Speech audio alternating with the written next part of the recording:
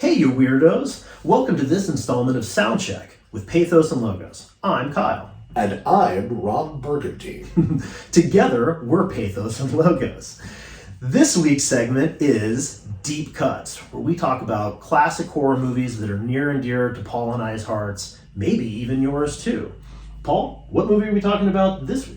Today we're talking about a not often viewed, really unpopular film that no one's ever heard of and doesn't star anyone that you know, called Nightmare on Elm Street. That's right. A true classic of the horror and even specifically the slasher genre. That's right. Yeah, would we be correct there? Helped to set the tone. Yeah, definitely. So, the plot to this movie is the teenagers on Elm Street are haunted by Freddy Krueger, and they ultimately cannot sleep. So they come to find that they can pull parts of Freddy out of their nightmares and into reality. So once they discover this, they decide to get their hands on Freddy, bring him out of their nightmares and into reality, subdue him, and ultimately take him down, which they do. Right, Paulie? That's exactly what they do, Kyle.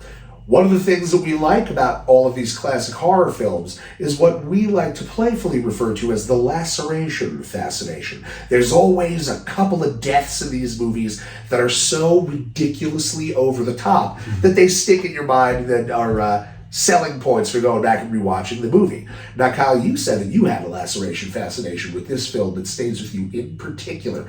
What are you thinking of that? Definitely do. I think a lot of people would instantly go to the scene where Johnny Depp gets sucked into the bed. That's right. I said Johnny Depp. He's in this movie He's too. in this movie, dude. He gets sucked into the bed and like 1 million gallons of blood come out of it. Just an implausible amount of blood. But I'm not going to talk about that today. I'm actually going to talk about when Nancy's friend Tina gets killed while sleeping with one of her boyfriends. I don't know, maybe her only boyfriend. I'm going to assume many boyfriends. Anyway, so Freddy visits her in her dreams and tears her up the wall, upside down, in what has now become the classic Freddy Krueger kill style, I guess, where he pulls him up the wall, makes a total massacre out of him, and then drops him, which is exactly what happens here. When I saw that go down when I was 5 years old, I was absolutely terrified, and I had to see more. That's exactly right. Scares you first, and then you love it. That's right. So, if you liked this movie, be sure and like a comment. Tell us what you liked about it. Like and subscribe to the video. Check us out on tour. Buy some of our merch. What else, Paul? Check us out at pathosandlogos.com. Check out Instagram and Twitter. That's right. We'll see you next week for the next installment of Soundcheck. Bye.